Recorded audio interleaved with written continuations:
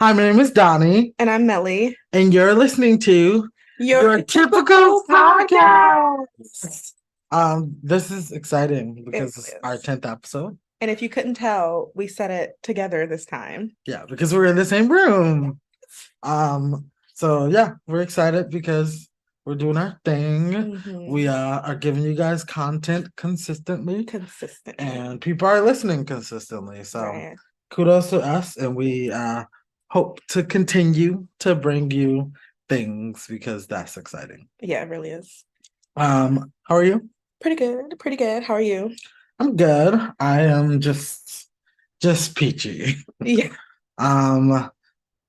Last week, since we're in the spirit, I know you guys love the episode where we talk shit about people. So I just want to keep it. I just want to give you what you want. So last week it was interesting because on Sunday I was gonna go on a date with someone that I was going on dates with. Okay. And they ghosted me. The guy you've been talking to? Are you fucking for real? Oh my God. So I don't know if he ghosted me because I feel like I have a theory. I'm like, did the podcast scare him off? Oh. Because Did you tell him about the podcast? no. Oh. But I will say, You've been posting it though. I have been posting it, Yeah. and I think the bigger thing though is that the murder episode. I'm like, I wonder if he was like, I gotta get out of here. Why He was probably that? didn't listen to it though. I feel Yeah. like he didn't listen. No. He just probably saw him, was like, The title. Yeah. Mhm. Oh my God. So yeah, guys are shit. Yeah. All of them. Right. But yeah, Did he block you or anything, or just? so on Sunday we have plans to go to like the pumpkin farm and everything, which is a little far from my house. So like I was just trying to plan with him to see like when I should come. And then I noticed that when I texted him that morning, my text turned green, and I was like, wait, did he block me or is it just bad signal? Oh my God. And then I think I gathered that he blocked me. So yeah. Okay. She knows meowing. So I'm gonna Her cat is meowing child. So unprofessional, guys. Like every single time we do a podcast, something. Cat meowing, um, something. I don't know. But just bear with us. She was in the closet. Like, I don't know how she got in. I remember I was in the closet. Oh. Her Yeah. cat was in the closet, if you didn't hear her. We're used to it, so Yeah, not anymore. well, yeah. So yeah. But we do know somebody else who's in the closet right now. Anyway. So yeah, ghosting is bad. I don't really get why he needed to ghost me. I feel like he should have just told me how he felt. I don't think ghosting is cool or hip or anything. Yeah. I just think it's kind of shit, especially when you met someone more than once. Yeah. Like, that's crazy. I never ghosted somebody. I never been ghosted by somebody, but the feeling probably feels like shitty. I mean, I wasn't mad. I was just annoyed. Yeah. Like if I saw him in front of me, I would have just like slapped him. if I did. If I was into domestic violence, but I'm not because I'm not. Okay. But yeah, so that was my weekend. So Yeah. this week was a little weird, but we're on the up and up. Yeah. And yeah, men are trash, and I knew that. So it's all right. I'm not losing no sleep. Right. And you'll have another one by the weekend. Have you ever ghosted anyone? No. Well, I just said that I haven't, but I started thinking about it. I never ghosted anyone. I have stopped responding to them, but then if I told them okay, we gotta stop talking because I'm not really feeling this. So kind of, but not really. I guess I just stopped. But is that ghosting? I don't think so, right? I feel like it is. You think? If you stop talking to someone. But I tell them why. I guess at first I didn't. So yeah. But for a little bit. You just ghosted them a little bit. I didn't block them or anything. I still got their text. I just didn't respond. I mean, I would say I have ghosted people before, but it's people that I don't care about. Bless you. So you're saying you don't think he cared about you?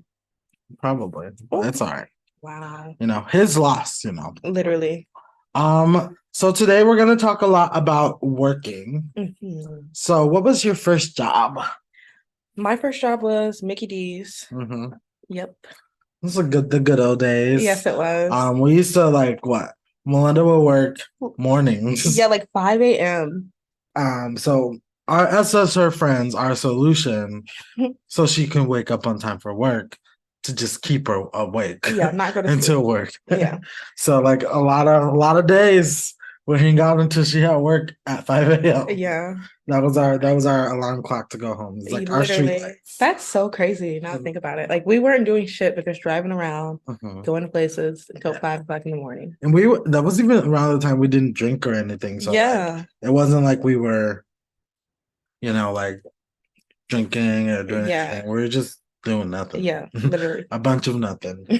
My first job, well, I don't know if you count like an internship, which I feel like I always count it because it's cooler than my actual first job. Mhm. But my first internship job, I worked as an intern at the fire department. Oh yeah, I remember that. So that was pretty cool. Yeah.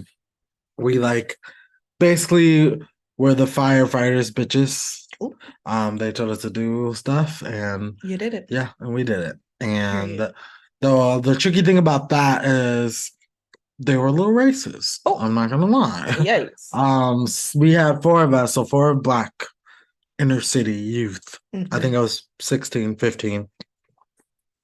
We went there and they were just kind of like mean to us, kind of a little microaggressive and all of that.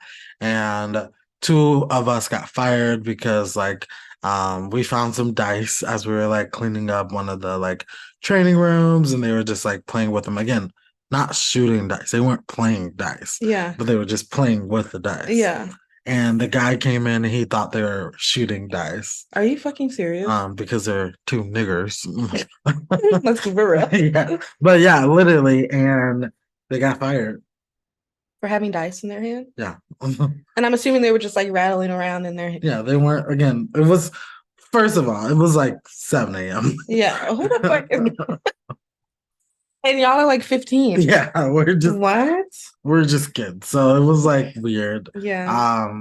And then my actual first, like my real first job. Wait, were you one of the dice kids? No. Okay. I did not get caught with dice, so I did not get fired. But two other kids got fired, and it kind of sucked. Yeah. Because we had fun, and then it wasn't fun. Right, because then you realize like this shit is racist. Yeah. And we just want our check and go. We did get paid, I will say. That's good. And then my actual first job was I worked at a restaurant. I worked at Boston Market. That was my real first job. Mhm. And I worked there for a long time. I worked there for 4.5 years. Yeah, because through college, long. right? Yeah. Well, not through college, but like Okay. it was like junior year of high school, senior year of high school, Oh, it was high freshman school? year of college, Damn. sophomore year of college.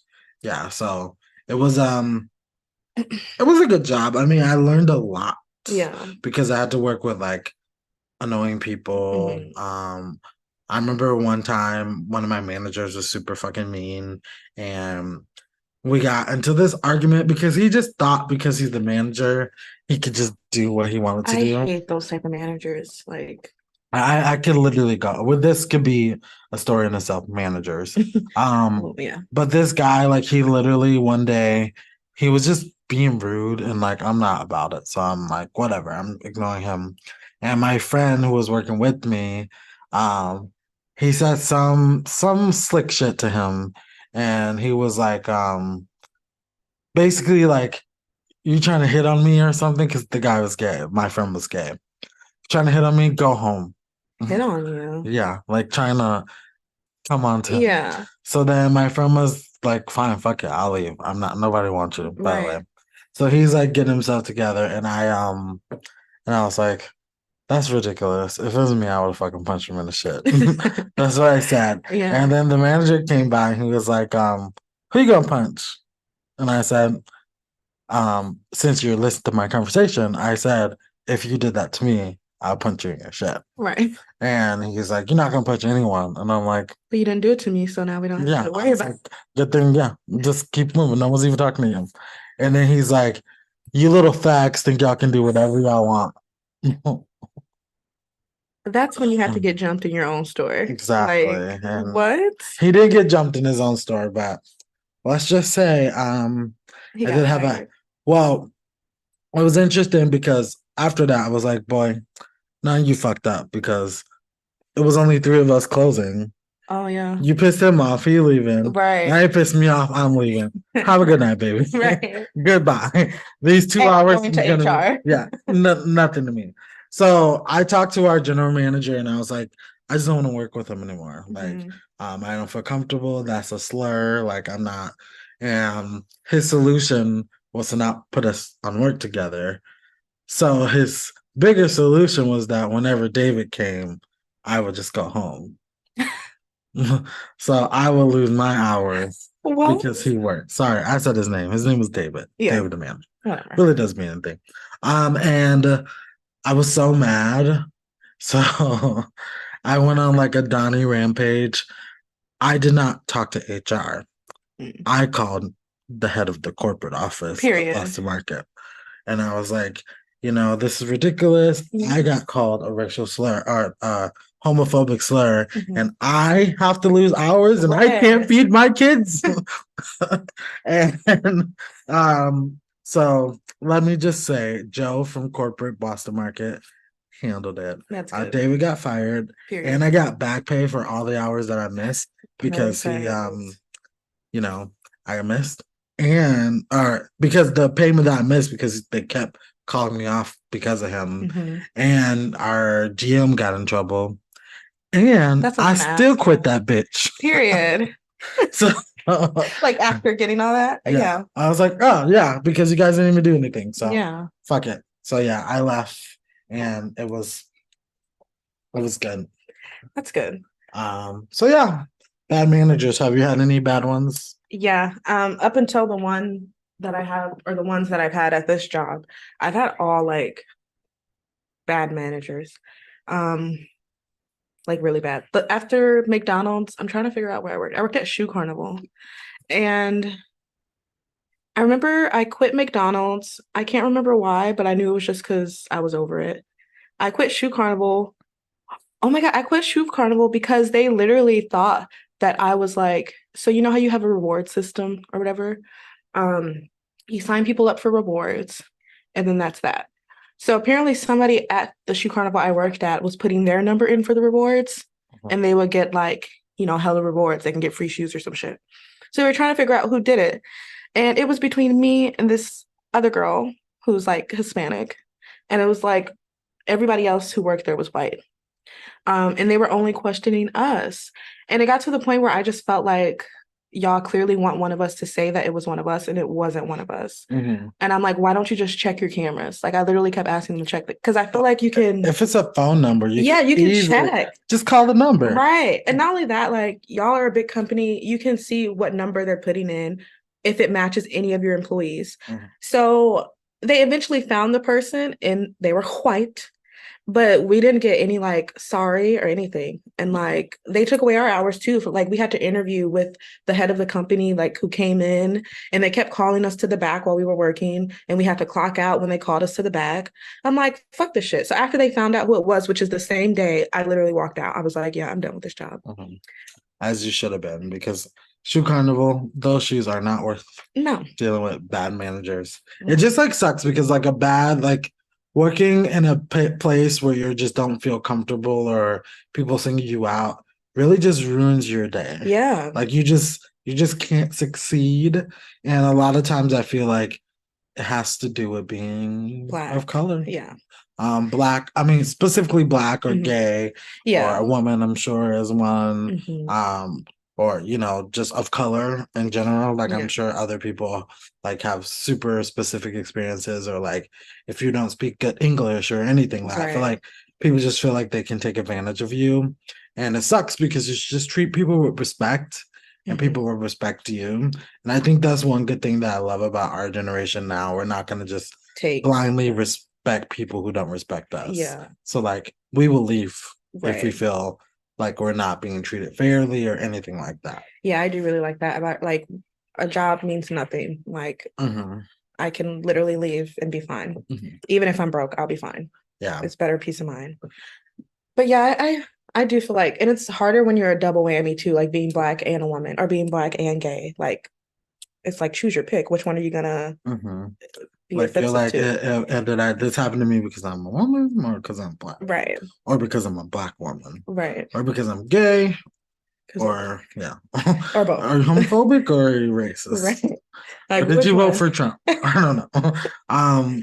It's so interesting though because so now I work in like a corporate company, which I Mhm. feel like has been a super different experience, but also similar. Yeah. Like, do you work? I don't know if you work. Do you work for a corporate Yeah, company? I do. Work, I don't want to say where I work, but yeah, technically I work for a corporate company, like Mhm. on the corporate side of the company. Yeah. So, I feel like It's maybe just we should like talk about that I today. feel like we should too. All the Um, microaggressions yeah. and yeah. And so we're gonna take a quick little break, but also for our 10th episode, we're gonna have a special guest today. So we'll introduce them to you all when we come back. See you in a bit. Bye.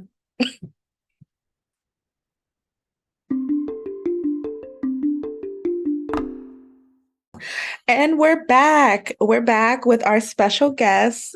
Dré Parsons. Yeah. Hey, I love Um, the cheers. I love Dre, one of my favorite people I currently work with. We work together, and yeah, we've known each other for like a year and a half. A Yeah, year. yeah, it's a year and a half now. hmm Mhm. We, Time, we, we, time. we thick as thieves, as or whatever they say. That's what they be saying. Yeah. So Dre, why don't you tell us a little bit about yourself, just so our listeners will know who you are? Oh Lord. Hi, my name is Dre. I'm a Pisces. No, well, yes, my mother and father named me Andrea, but everyone calls me Dre, and I always just say it's easier for to yell when you need stuff. So everyone just calls me Dre. Like Donnie said, I've been working with Donnie for about a year and a half. When we're not at the day job, working in the lovely life of production, I teach dance. I've been a dance teacher for, I believe this is my 17th official year of teaching dance. I've been a dancer my whole life, choreographer, all that good fun jazz. And when I'm not I doing was doing that, the cozy choreo together. I was gonna say you'll get along with her well. She's been almost every day for like the last 2 months. Yeah, since we I've saw gotten a Beyonce. choreography video of a Beyonce song. oh, I love that. Oh, I love all of that. Yes, I love that. Yeah, I mean, dancing is it's my first love. Honestly, it's the first. I always say it's the first place I ever felt um truly comfortable and free was when I was dancing. From the time I could even remember, like barely talking. I could probably barely when I was walking, I was probably dancing. Mhm. And then when I'm not doing, that, me and my friend, shout out to Serge Vicente from the Fight Podcast, we have a fun little podcast where we talk about pro wrestling. So these are just how I spend my time when I'm not with the friends and the family and all of that. I'm working, dancing, or YouTube casting about wrestling. So yeah, that's me in a nutshell. I was gonna say that's kind of why I thought to bring you on too, because I knew you did your podcast, Yeah. which Oh I've seen God, I on was TikTok, and you should check her out. We'll put the link in the description. You got a new Um, follower. but yeah, I just know like you're such a just a comfortable, chill person, and I thought it would be a good addition to Yeah. like our chaoticness. I'm I already excited feel to like be I here. know This you. is fun.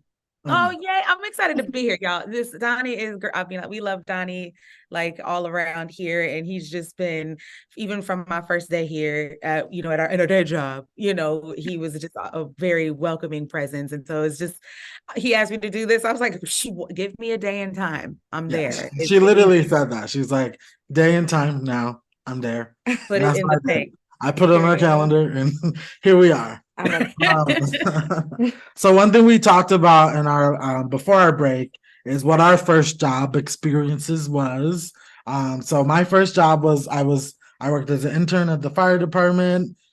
And then you mentioned Boston Market because that was Yeah. your real job. Mhm. My first job was McDonald's, Mickey D's. Mhm. Yes.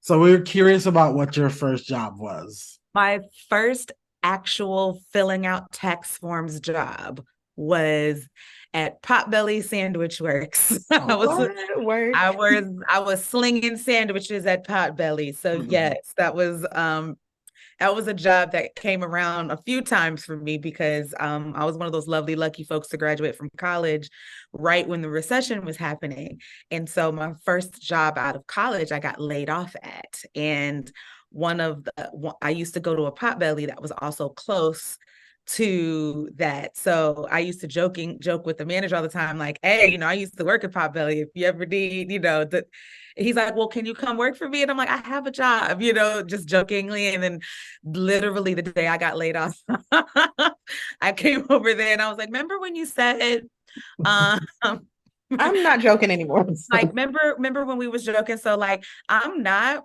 and he's like, can you come Monday? I'm like, and can. Yeah. So I think I was officially jobless for about 48 good hours.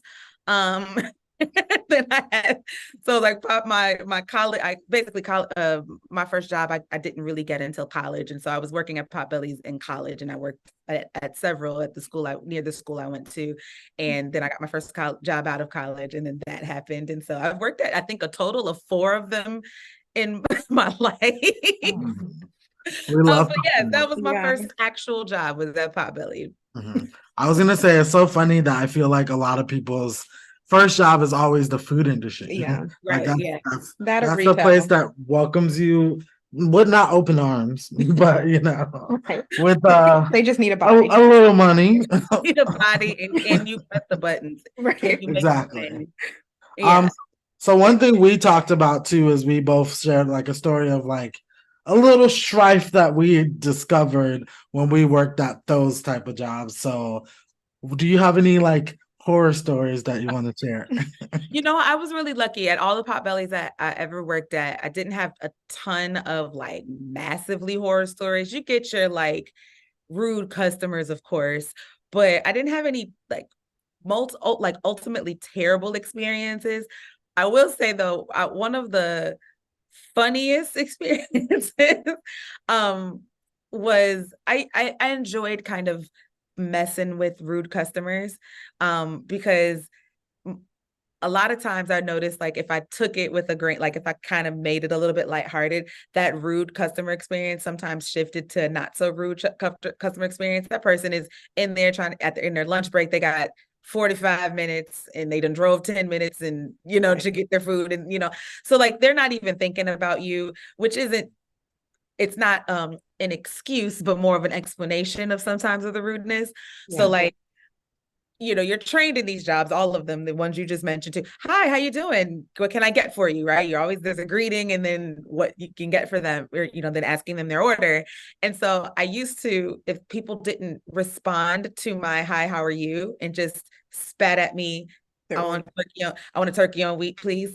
Or I want a turkey on wheat. Not even, no, please.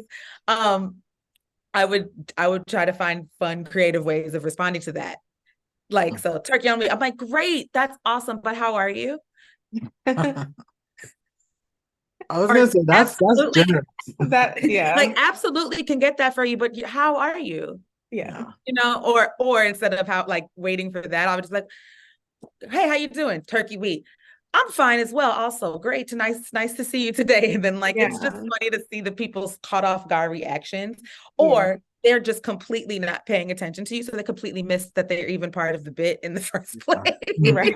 I was gonna say, you're so generous, because I was not like that. Yeah. If people were rude to me, especially like at my wits when I was like on year 4, 5, right, Boston Market. I remember one of my last experiences where I'm like, I think I need to leave because I just don't care anymore. This lady came in and she's like, I want this. And I'm like, oh, we don't have, what are you talking about? And she's like, what are you talking about? I come here every day. And I'm like, I worked here for 4 years, never seen you. But also, we've never had that meal. Like, what you're asking for, we don't have. Yeah. I was like, I could suggest you this. Oh, I used to love that. Like, Potbelly's gotten their menu has gotten more and more extensive. But back when I was working, because I'm a little old. But back when I was working there, Potbelly was still kind of new as a franchise. They had like the Chicago location, of course, because that's the original one. But like in the ones I was working at, they were, you know, it was kind of like this new buzzing thing. Yeah. And like the process is really simple. You go to one little, you tell your order to one person, and then you dress your sandwich or whatever at the next station, right? And all of the things we have, I used to just jokingly, are right behind you in this very big, large, large lettered situation. And so like you would, and then we also are trained to say them in threes: mayo, mustard, I still remember it, mayo, mustard, hot peppers, lettuce, onion, tomato, pickles, oil, and seasoning. Like, and then they give you the ones that they want. And so like, it's just really funny how people don't. It was always an interesting exercise to me on like how people don't listen, because if you just listen, then I can actually get the information from you. You can get your order a lot quicker, right? Or they'll look at the thing and go, "Great, so do you have black olives?" And I just to make my job a little more fun, I used to look back. Do we have black olives? And then I would just look back at the sign. It's like, let's look together, guys. Right. Have Meanwhile, there's a big black olive right by your head. You're like, it's right. Like, that is not on the list. Like, come on. But yeah, I think, I mean, of course, I'm human. Of course, I get there have been, I had moments just like you, Donnie, like, I don't need this, you know, or this is just, you know, people are mean. People can be mean, but I just tried my hardest, like, to remember, like, I knew I wasn't going to retire as that Potbelly, and I knew that this was some of my first jobs, or like, I mean, I was in my early 20s all the times I worked at food and food service of any kind, and like I always knew that, like, okay, like this is just a means to an end, and my shift's only 4 hours or whatever my shift is. Like, let's just get through this as painlessly as possible, or as entertainingly as possible. Yeah, let's have a good time as much as I can, at least. As much as you can, because they will squeeze it out of you. So like, besides from like just, you know, food service, so get into like our topic, which we want to talk about today, and just like being Black while working. Yeah, about that. I'm sure you have experience with that, maybe. Black, I didn't even know it. But like, what was the first time that in your like professional career, whether it was at Potbelly or after that you felt like, oh damn, I might not get treated the same as people who don't look like me around me?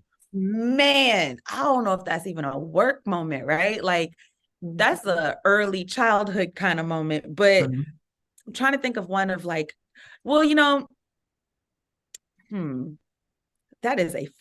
that's a great question, Donnie. Why didn't I?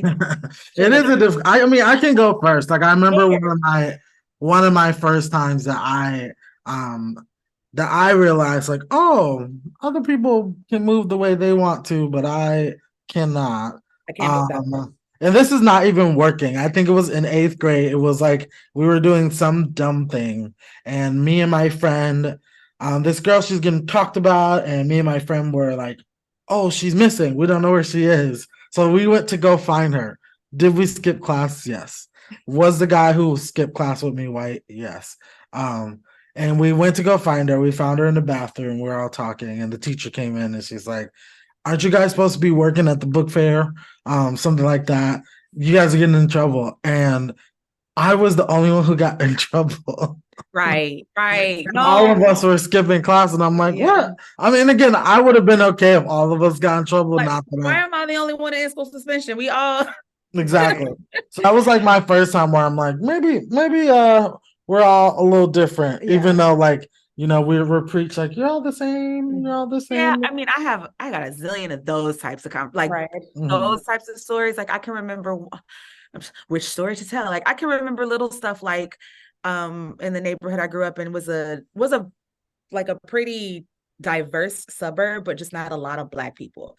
So I was still one of very few Black people in the space, but there was lots of like Latinos and we had a lot of a big Asian of all kinds community where I grew up, like where I went to middle school and elementary school and middle school.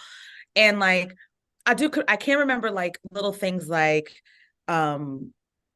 we would have like these cool like teach us about where your family's from kind of days or whatever. And I just kind of remember like those other places that had like a specific country, Mexico, the Philippines, Argentina, like there were all of this cool stuff. And then like I was very proud of my parents did a great job of raising my sisters and I to be proud of being Black and being from Kentucky. Like my parents are from You're from Kentucky. My parents are from Lexington, Kentucky. Go Blue. My boyfriend would not like that. Oh, is he a Louisville? See, he a Louisville fan, ain't he? Yeah. He actually lived in Louisville for what, 5 Yeah, that's years? where my job is. There, it's in Louisville, but I work from home now, so. Good. Well, we won't hold it against you. But yeah, like, so we were very like, I was always very proud of that. And I was always really interested in sharing parts of my culture too, because everyone else was like, we were grown up kind of learning that about everybody's, culture and learning about Indian food and all this other cool stuff. Right. And I do recall sometimes some of the white kids being like, well, what are you going to share?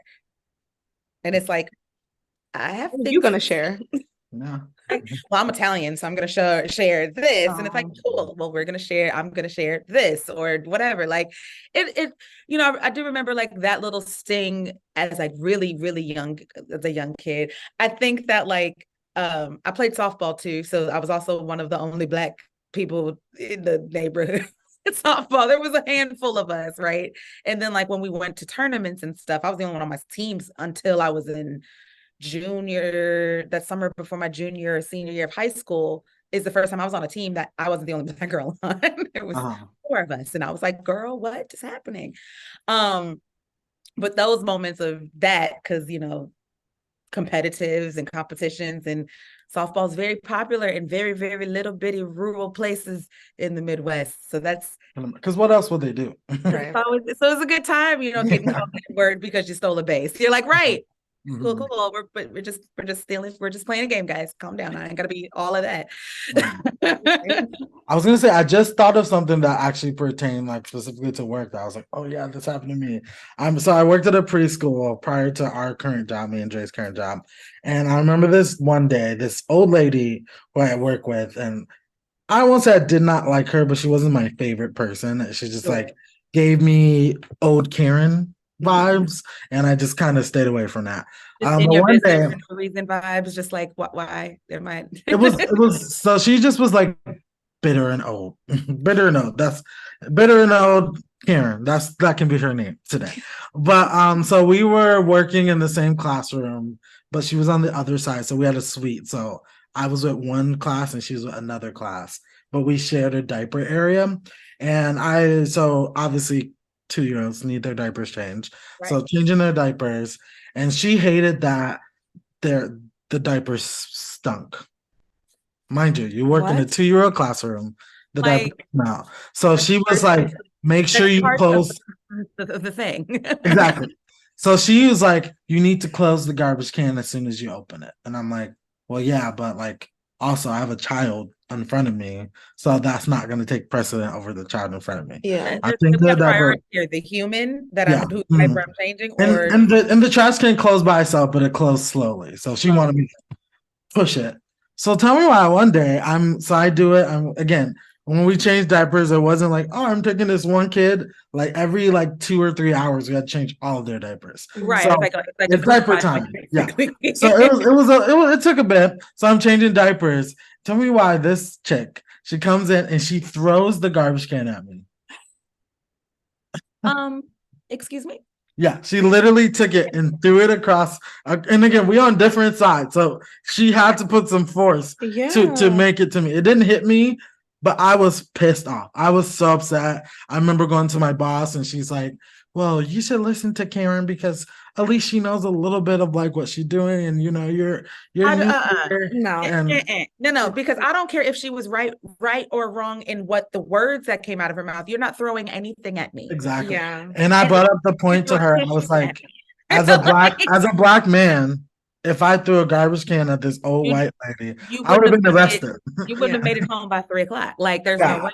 So I was like, and something needs to happen because I'm not okay with that. She just can't. I don't care how angry she is. I don't care if I, took her dog. She should not be throwing a garbage can at anyone. But that brings up a great point though. Like, and what you're talking about is that a lot of times, unfortunately, unconscious bias comes into play when you're just talking about race in general and us just walking outside most of the time, right? There's the unconscious bias sometimes, and in that case, it's unconscious bias that the white person and that was a couple things, white woman and elder, like older than you, right? So there was a couple of things happening there where your boss or whoever you were talking to just assumed that she was in the right because of all of those things. Yeah. And completely like forgetting the part that a trash can got thrown at you. Right. It's like, so like if she, if Karen, since we're not saying her name, if Karen, did that, then she must have had a reason.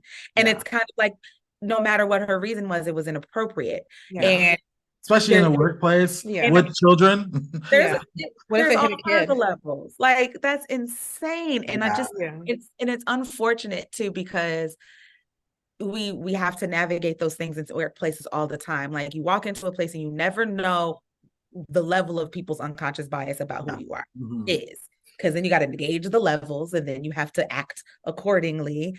And it's, quote unquote, and it's a bit of a Jenga puzzle. It's difficult, and each one of us kind of has to navigate like how much energy we're going to even give that. Like, it's like when you go on a party and you don't know anyone, yeah, and it's like people want you to like walk in and be your like normal self, but it's like, I don't know if your grandma has a Confederate flag in her house, and you talked about it over dinner last night. Like, I don't know. I don't know. I just can't comfortably walk in the room and just I'll just be very flamboyant today because that's who I am, because somebody might be watching that might not. I might not like that. And it's just like, you don't want that to affect you. And it can be a long story. She did get suspended because I was not letting it go. I think she should have got fired, but she assaulted you essentially. If that actually had hit you, that is assault. You know what I'm saying? Like, that's absolutely crazy. Yeah, it was insane. I don't think suspension is good enough, honestly. No, she should have got fired. 100%. Like, what? Throwing a garbage can? I don't even understand. That's a hate crime. How do you get there? I'm gonna pick the garbage can up. And that's what I said. I'm like, also, let's get her in some anger management classes as well. How did we get there? That's a level of escalation I'm not familiar with. And luckily, like, even in that moment, I'm lucky for myself because, again, like, I think as a Black person, I'm sure you both can relate, like, any story can be spun any way, but luckily there was a witness who was there to witness the whole thing as well, who could corroborate my story. Absolutely, yeah. Like, what if did you start yelling at her or anything? No. Or did you just, that could have been twisted too. You start yelling and then when you react to something, they're going to think, oh, you started it. Because the only thing, I saw this on Twitter last night and I laughed, and I'll say it again. The only thing that I feel like white people have that people of color don't have is the audacity. The caucasity. It's funny though, because it's privileged to have audacity, right? Like, we can have audacity in our own spaces. Yeah. And even then you still have to worry about outside folks kind of seeing your safe space and thinking something is, and then just misreading misreading it all because they're not a part of whatever that space is, whatever that culture is, right? So yeah, they have a privilege because being a white person is technically that's the normal for the society we live on. That's considered normal, and everything outside of that is a minority, is an intersection, is an othering. And we're forced to become fluent in the majority while they don't, if they wanted to, they do not have to. They don't have to be fluent in Black and gay in whatever. Like, they don't have to if they don't want to. And that's why they get the privilege of audacity a lot of times, because they have the privilege of being believed until. They get the pardons and the oh, maybe she's having a bad day Mhm. or whatever it is. So one thing Privilege we of being wanted, able to have a bad day. yeah, we should all be, but so Yeah. I don't know. So one thing we wanted to do before we let you go, we wanted to kind of talk about some stories of Black people navigating the corporate world and just kind of give our opinion, our 2 cents, what we feel like I would do in this situation or not. So we're gonna throw some prompts at you. Oh boy. They're Okay. longer prompts, and then just we can give our opinion. We don't know them either, so we're Yeah. reading them for the first time as Ooh, well. we all going blind. Okay, this is dope. Let's go. Yeah. All right, so you want to read the first one? Sure. So, do you want me to read the top two? No, just All right, this is Brian. He's 51. For many years, I've worked in corporate America. As I slowly moved up the corporate ladder, I began to notice there were fewer Black employees until I was the only one. I live in a major city with one of the largest percentages of African American college graduates, so the talent pool is there. I watched as the CEO of our company systematically forced out women and African Americans in leadership. Eventually, I myself resigned because I learned I was being paid less than half of what my white colleagues earned. When I confronted HR and my manager about it, they blatantly lied to me. so I guess we can just say he's not really like our opinions. Yeah. Like, that's what I thought. Like just to give our like 2 cents of like, how do you feel about that? Because one thing like topic that I think of is like, why is it important? Which again, this person is saying that. Why is it important to have not all white people, like not all white people in your leadership team? Because especially if you have a diverse work environment and there's no diversity in the leadership team, what does that mean for the company and blah blah blah blah blah, like all of that? Yeah. What do you think, Dré? I think you're right on the head. Like I think this is something we're still like, it's going to take a couple of generations for us to get this even close to right. There are really good intentioned white folks who are really trying, and I say good intentioned and trying, but they're going to be failing a lot because, like you said, if your entire leadership space, if they are all white and you have a more diverse workforce, there's just nuance and things you're going to miss no matter how good your intentions are. Yeah. And that you just don't even, you're going to miss because you don't understand. You just don't even think about it. And don't understand. We would talk about privileges and unconscious biases and all of that jazz. Like you're just not going to know. And like, you can be as educated about those things as possible, but unless you've actually experienced them, that you're just not going to catch all of it. And that's why it is important to have your leadership should reflect your workforce as much as possible, right? And I think that that's just something that I think people are just starting to talk and say out loud, which is why it's going to take us a little while to actually get there, because we're still trying to get folks, like that gentleman said, we're still trying to get people of color in these positions as in the employment, in the workforce part, let alone leadership promoted. Promoted and into C-suites and things of that nature. Like, I think about the rise of like ownership and entrepreneurship within the Black community, which is, I think, one way people are trying to work through adjusting that. But that's not gonna, everyone's not meant to be an entrepreneur, right?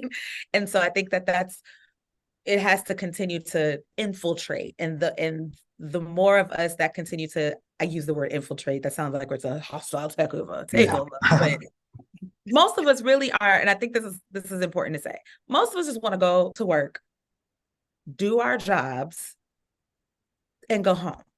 Yeah, literally, yeah. In peace. We just want to go home, go to work, do your job, do it well, be set up for success as much as possible. The job itself is going to come with whatever it comes with in terms of challenges because of the nature of the actual job. Having to deal with those things plus biases because you're Black, woman, gay, whatever, is an extra set of stress that doesn't need to be there. And it's the job that don't pay us. Right. Like the second part of the job, we don't get paid for that. We don't get paid for that part, right? That's the extra stuff, and you said, I mean, Donnie, there's not much I don't want to add to that. Like, adding people into leadership that have those experiences can continue to adjust processes and put things in place, because at some point you have to put things in place that make sense for what is going to happen. Like, Mhm. it's not even if it's going to happen, you know. You're going to come across a client from whatever job you're coming in that's not going to like that you're the person they're dealing with, simply because of what you look like and simply because of who they think you might love, you know. And why is it even coming up, right? Like, it's just, so there needs to be a thing in place, like, if you come across this, how do we as leadership, right, support our employee that is going to deal with this at some point. Mhm. Like, we can think dolphins and rainbows about everyone and be optimistic, and that's a lovely attitude to have, and you try to have that, and you have to have that, right? Or we would all be walking around here upset all the time. we just walk around life just mad all the time. But there has to be something there has to be something in place to address that when it happens, that does not make the person it's happening to feel like they've done something wrong. Yeah. I think a lot of us have dealt with that in all kinds of jobs and professional situations where we were wronged, but we feel like we're doing something wrong by reporting the wrong. Yeah, speaking up is viewed as like Yeah. negative when it Yeah. shouldn't be. I wanted to like elaborate just a little bit on the idea that like the reason why you should have people in leadership of color specifically is because the things that people aren't experiencing a lot of times is not their reality. So like, just because I don't experience discrimination, Mhm. it doesn't exist to me, versus like, a person of color would be like, I know that this happens. Yeah. I'm looking out for it and then flagging things like, oh, can be a little bit problematic. Mhm. Oh, this can, blah, blah, blah, blah. I can go on and on and on. Yeah. All right. Okay, let's read a second one to her. Do you want to read this one too? Sure. I'm just a reader today. Aziza, Yeah, Aziza. Aziza, 30. Diversity and inclusivity in the workplace doesn't mean having a set quota and feeling satisfied at the bare minimum because you have 2 people of color in your office of 50 plus employees. In fact, it feels insulting when you're hired by a company that repeatedly shouts diversity, but only one other person in the office actually looks like you. It becomes alienating as there is a constant reminder that we are not equal. I have to work harder than my white counterparts just to get equal respect, all while suppressing my big personality in order to dispel the angry Black woman stereotype or not be called sassy.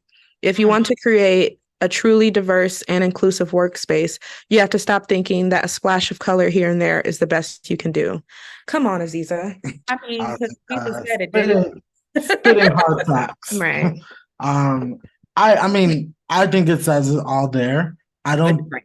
as much as like you want to praise companies for their diversity campaigns and their DNI, whatever you call it, Mhm. or Yeah, DNI. when they don't have God. the people in the company to show, like it's like, oh, this is why having a diverse society matters. But then you look at the society and it's not diverse. And you look at the society like, oh, when does it matter? who are we speaking about? Us? Yeah, I think it speaks to, again, like I kind of mentioned, like people in good intentions, like the good intentions are great, but actionable, like actions and like actionable as items and tangible things is what is more important. They have to follow up with those intentions, like that. Those intentions have to be followed up on with tangible things and tangible processes and tangible faces and bodies of diversity to actually say, okay, my company, my place, this, whatever this is, is an actually diverse place. And then the diversity, I think she was also mentioned, just because you have 2-3 of us in the room, there's the E and the I is equity and inclusion. And everyone loves to forget the E. The equity part is very important. Like, okay, great, we're all in the same room, but like one of the other people said, if we're all in the same room and we're all doing the same job, but I'm making 40% lower than everyone else, that doesn't make any sense. That's not equity. That's not helping you. And then of course then you're going to lose your diversity and you'll have nobody to include. So like, what are we? Over time, you become less diverse by not being diverse. Yeah. Like, what are we doing here? And I just think that people don't yeah, good intentions are great. That's a good start. But I think the follow through is what is still very much lacking. And then you gotta remember too, people have short memories. Like 2020 felt like one of those times where people were stuck in the house. They had nothing else to do, so everyone could pay attention to what was happening. When George Floyd passed, like you could see that. It reminded me quite a bit of, and I think people kind of forget that this all happened in a set of not that long of 2013 is when Trayvon Martin died. Yeah. Trayvon Martin got killed in 2013, and everyone has this whole thing. Trayvon Martin and I believe it was Eric Holder and Don't Stop, Don't Shoot. Like there was so many of them. I can't at this point. It's sad, but like all of that happened in 2013 and 2014, and Tamir Rice. Like these weren't that long. And then 2020 happens. Like that's not that long ago. Someone started high school when that happened and ended it when something else happened. Yeah. So it's like that's not a long time, but people's memories are super short. And so I think that it's a sad cycle, but you saw a lot of companies and corporations and stuff trying to make it seem like they were making an attempt to add a lot of this like diversity and equity and inclusion and trying to be open and honest. But what I think we forget about history and everything in this country is a circle. When we get a big push towards inclusion and towards civil rights and towards the things that we're all fighting for when it comes to equality, there's going to always be a pushback, and it's always feels like it consumes the progress. And that's history. Like that's history. And so you see the big pushback on all of those books, these book burnings and banning books now, and you can't say gay and you can damn near not go to Florida at this point. And it's just I don't want to say it's silly because it's not, it's very serious. It's a very petty way of fighting against the progression that people were making as a society. It's so petty. It was almost like these people just could not wait. They had enough of these folks trying to be equal. It was just like, let's do everything we can. Yeah. And I think that good-natured white people also, I think, forget how much of a toll that takes on us as regular citizens. Yeah. Watching all of this happen, because you get a little bit of hope and you see that things are kind of moving in a little bit of a louder but more forward motion, and then you see the backlash again, and it's kind of like, yo. And then we also have to get up and go to work every day. Yeah, if we walked around with the weight of the world on our shoulders, how it actually felt, we wouldn't be able to get our work done. Yeah. We wouldn't be able to like stomach the day, because just like always, I mean, literally yesterday, I actually reposted on my Instagram, there was a police officer. I don't know if a police officer it was a police officer. He hit a lady and he's like laughing about it. And there's a black woman and he's like, yeah, she bounced off the car. She's definitely dead. And it's like stuff like that, where it's like, I see that right before I walk in the door. And I have to walk in and be like, hi, good morning. The world is diverse and inclusive and everything is okay. And I have to be positive, because if I'm not, people are going to think I'm angry, or people are going to, and I'm like, I am angry, actually. Right. My heart is breaking every day, every time I turn on a TV or look at my timeline. Like, absolutely. And I think that's just a piece that some good-natured, white folks, or just people in general who don't pay attention to this, because there are also Black people who act like these things aren't happening as well. And I understand that is also my personal opinion, that's a defense mechanism. That's a way of surviving, a survival mechanism. That's not defense, survival mechanism. Yeah. I remember one time at work, I just told them it was during the George Floyd thing. So they tried to do the best that they could, and they wanted to have a meeting about it. And I was the token in the meeting because I'm the only Black woman at the job. And I just didn't want to, they kept asking me questions that I didn't want to answer, like fucking Google it, Yeah. And I'm like, honestly, I just want to have a week off. Like, I don't even want to be in this meeting. And they gave me a week off. Nice. So sometimes shout out to your workplace. Yeah. And I think that's shout out to you for speaking up too, because that's such a catch-22 in a fight in the brain at all times. Like, okay, this is when I do it. This is when I do it. and I've talked to Donnie about this before. Like I grew up in mostly white neighborhoods my whole life, right? I had a very, very Black family though. Let's keep it Rhonda, make sure we knew who we was and where we came from. But I was going to school, every day as, like you said, a token most of the time, and all these questions. And because I'm a bit of a nerd, not a bit, I'm a very big nerd. I'm a nerd. I knew a lot of the answers. And so I think at an early age, I kind of took that on as a responsibility, right? Quote unquote. And I still do that. I think that's just because that is a lot of just who I am as a nature. Like I would rather people be informed than not. But one of the things that I grown into in adulthood is letting these people know when they're asking me questions like, hey, yes, you can ask me, that's cool, but understand that if you ask another Black person, or they're not going to be as forthcoming with information. Something they may not be, because they may not just have it. Think about the fact that we have to walk around every day educating folks on how to treat us like humans. Yeah. Mm-hmm. The very basics. Yeah, like very basics. And it's simply because the media portrays us this way in certain ways, and you only see this version of Black people and that version of Black people, forgetting that we're not a monolith and that we all are humans, just like y'all. Like we're we're people, and we really, like I said, most of us just want to get up, go to work, mind our business, get our work done, and go home. That's it. Literally. And get paid for doing Get our pay. Retire happily. Get paid fairly for the work we are doing and go home. I feel like you've given us so much wisdom. I'm like, I feel like we can talk forever. Ever. One last, one more question. Have you on the podcast for something else. Oh yeah. Anytime. She literally told me anytime. So I will definitely take her up on that. Okay.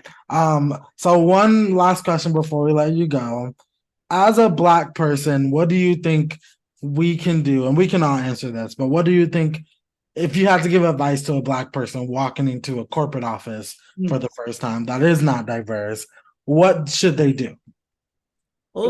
I have it. I think my first piece of advice I would say is take it all in. You're walking, dependent upon this person's background and where they come from, etc. Take it all in. And I would say, like, be yourself. Do not be afraid to be yourself. Don't be afraid to speak up, but also pick your battles at the same time. Yeah. Mm-hmm. That's perfect. That is the biggest fight you're gonna have. I think that's a life fight in general, but like especially in workplaces when you're dealing with your finances and your money and your career, and these are big things, right?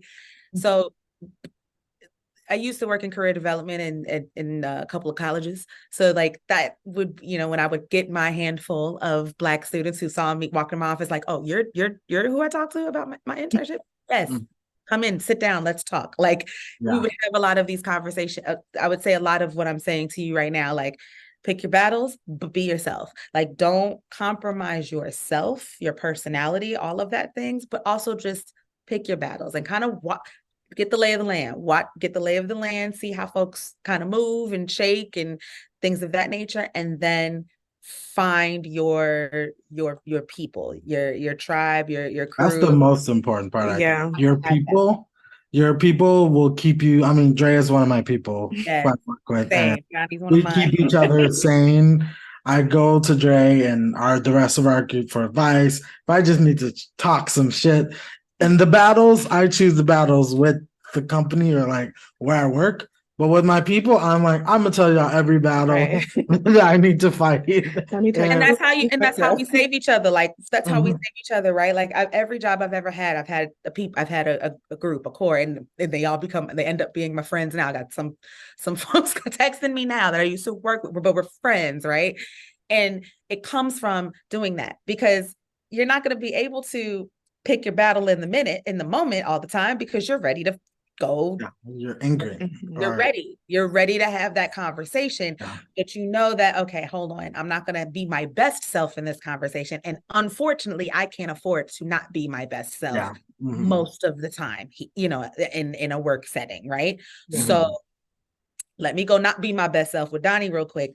let me tell you what happened, whatever. Let's have that event. Let's go grab lunch real quick so we can just and then a lot of times it's okay, bet this is what I would do. Okay, cool. I'm gonna do that. And then this, and then by the time you're done, you've realized you're not crazy, because that's also part of it, the gaslighting sometimes. And Yes. B, you find out, okay, cool, I'm not crazy. That happened. And that wasn't the right thing. And then B, this is what this is how I'm going to proceed. And it's just nice to have a sounding board at your, like, with people you work with, because they understand. Sometimes your friends that don't do what you do, don't always understand all of the context. Find a couple, two people at your job that you can trust and that you can, like, have these moments with, and then they will keep you together. They will keep you together. And you need it. You definitely need it. And Yeah. Dré has given me advice where you're like, maybe leave that part out. And I'm like, all right, okay, you're right. You got it. Like, don't just not that two sentences up. Don't do that. Just take that. Piggybacking off of what you said, one of my advices that I would give to people that I've learned, my therapist taught me this, is to cover your own ass. Like, cover your ass. Whatever you can put in writing, put it in writing. If you walk in a meeting that you felt like was a little uncomfortable, write it down. Literally write it down. If you want to, one thing that I had a situation with someone that I work with, and one thing that I was doing is just keeping a paper trail of like, this happened on this day, this happened on this day, this happened. And it really feels like when you're doing it, you're like, this means nothing. But at the end of the day, when you're like, oh, Donnie, what happened with you and Dré? I'm like, well, this dates back to on November 14th, 2022 at 9:01. Yeah. Like, at you can literally p.m. Central Standard. We was in. You can literally pull it out, so that way, like I was saying, with like the person through the garbage can or anything, no one can misconstrue. And again, you don't have to be right in the things that you're writing out, but the fact that you're documenting everything, I swear, especially if you're having strife in the workplace, if things are happening, you cover your own ass will come in handy a lot more than anything else. I promise you. And you never know when. You never know when it's going to keep in handy. Like, I've made the mistake of starting to do that and then not continuing it, and then really wishing I had, because I needed to that. But I've also been in the same position you have been, where I kept that paper trail, and and it had come in handy, because you are absolutely right. Things can get lost in translation too. Like, exactly. What say you, Melly? I would say, it's the same thing, I guess, just to piggyback. Just take it all in, choose your battles. And when you do want to speak up, make sure it's right. Like, I was answering their questions during the whole George Floyd thing, and then just got to like 15 minutes in, and I was like, okay, I can't do this anymore. So just also, when you do speak up, try not to give them like the stereotypical thing that they're looking for. Like, don't start yelling and stuff like that. But yeah, basically just picking back off what you guys said. I think I love this conversation. I love Black people. Yeah. Fun fact. Don't you love us? Like, we are.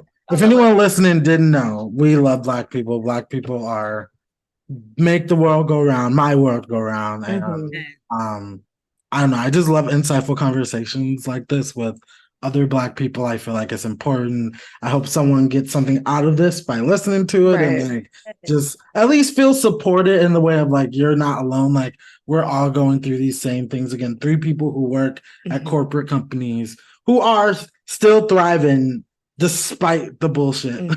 Like, despite the things that are on fire around you, you're just still thriving. And I think that goes to show like Black people are resilient, and just keep being resilient through the bullshit, because there is bullshit that we all have to go through, and you just get up every day, wake up, and go do it. Work it out. Look, find your joy. You have, like, this life is just 2020 I am not the same person. Like, when I say 2020 really flipped so many things in my brain and in my heart, kind of like around, and just shook the table. You know what I mean? Like, it just shook the entire table. And like, I'm not, perfect at it yet, but I really, really, really try to to take every day as a new day, like something like, all right, today, what are we doing today? Like today's a new day. Hello? Like, what are we doing today? And how can we make today a successful, a W, a win, whatever positive affirmation you need, but like find some joy in the midst of the crazy, especially in the midst of like your struggling and your stress, find some joy. Like that, you have to find it. Period. I feel like we should end on that. Find your joy. Thank you all for listening. This is our 10th episode. We said it before, so we're 10 in a row. Yes, we're doing great, and we're gonna keep. I'm on the dime episode. Okay. Yes. Dime piece. Well, it was dime top of the line. I love it. Oh my gosh. I'm coming back. I don't care. I'm gonna have to bump the spot. I don't know I don't care what the theme is. I'm coming back. All right, cool. And let's have a lighter theme next time. Maybe we could talk about wrestling. Look, because I got some things to say. Let's talk. I got you. We always talk about that. Cool. Thank you so much. Thank you. Talk to you all or hear you all. I don't know. You guys listen to us later. Oh my God. Get it together. We'll see you next week. Bye. Bye.